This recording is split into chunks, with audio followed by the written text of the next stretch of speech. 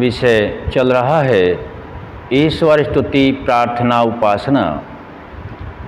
इस विषय में परमात्मा की वाणी वेद और वेदानुकूल ऋषियों का जो मत है उसी मत को एकत्र करके इस लुप्त हुए ज्ञान को महर्षि दयानंद सरस्वती जी ने स्तुति प्रार्थना उपासना के विषय में कुछ मंत्र दे रखे हैं। उन्हीं मंत्रों में से आज एक अगला मंत्र लिया जाता है जिसके भावार्थ को हम समझने का प्रयास करें। ओम य प्राणतो निमिषतो माहित्वैक ईद्राजा जगतो बभूव य ईशे अस्य द्विपदश्चतुष्पदः कस्मै देवाय हविषा विधेम।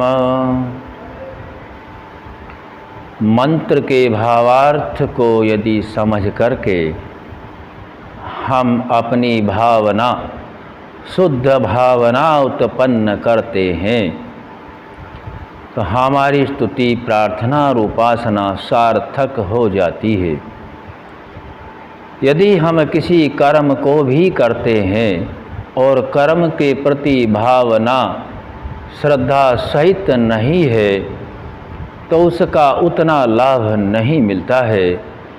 हम सभी के अंदर परम पिता परमात्मा जो सृष्टि के रचयिता अंततः न्यायकर्ता सर्वज्ञ सर्वव्यापक सर्वांतर्यामी सर्वविद्यायुक्त सर्वशक्तिमान का अर्थ यहाँ हुआ है जो रचने और पालने संहार करने में किसी की सहायता नहीं लेता है।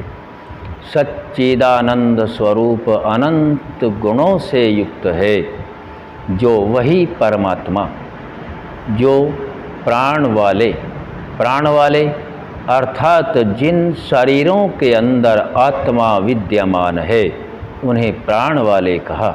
जो प्राण वाले और अप्राणी रूप, अप्राणी अर्थात जिन शरीरों को परमपिता परमात्मा ने प्रकृति के सत्व रज तम तीनों से गुणों से युक्त करके बनाया है। जिनके अंदर आत्मा नहीं है वह अप्राणी रूप रखा गया है उनका नाम। और जिनके अंदर तीनों गुण विद्यमान हैं सत्व रज और तम है और आत्मा है उनको प्राणी रूप जो प्राण वाले कहा गया है।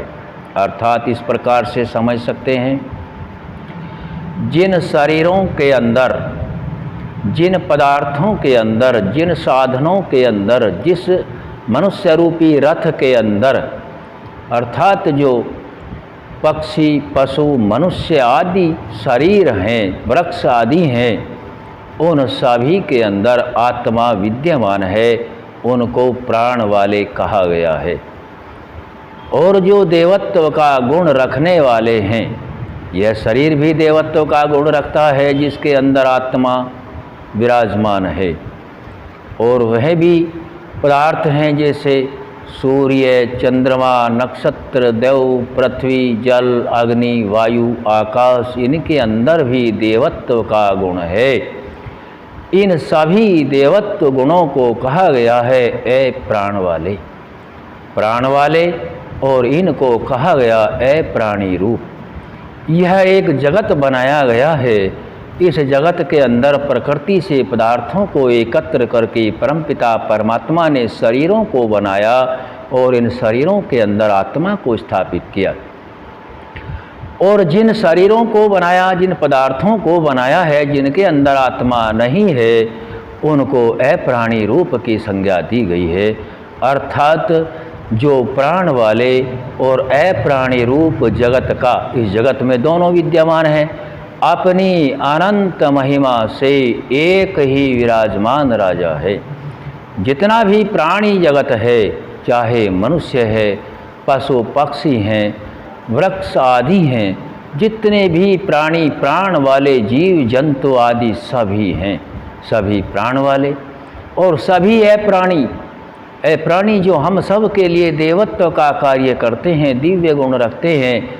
सूर्य, चंद्रमा, पृथ्वी, देव, नक्षत्र, औषधि, अन्न आदि सभी ये पदार्थ हैं जिनके अंदर आत्मा नहीं है। यह अप्राणी रूप पूरा जगत बनाया गया है और इस संपूर्ण जगत का जो विराजमान है परमात्मा की अनंत महिमा है और इस सब को बनाने वाला केवल एक ही विराजमान राजा है, अर्थात वह राजा है और विराजमान भी है। इन सभी के द्वारा किए गए कार्यों का यथावत न्याय भी करता है। ऐसा नहीं है कि बना करके वह बैठ गया हो, सो गया हो या आराम कर लिया हो, ऐसा नहीं है। इन सभी को उत्पन्न करके धारण भी किया है और विराजमान का अर्थ है कि अब भी वह प्रत्येक हर जगह हर काल में प्रत्येक आत्मा के सभी कार्यों का यथावत ज्ञान रखता है, जिस ज्ञान के आधार पर न्याय होता है और आत्माओं को या तो मोक्ष में या उच्च स्तर के या निम्न स्तर के शरीरों में जाना होता है। वही एक विराजमान राजा है। इस मंत्र के अर्थ को इतना ही रखेंगे, आगे इसका भावार्थ फिर रखा जाएगा। ओम शम।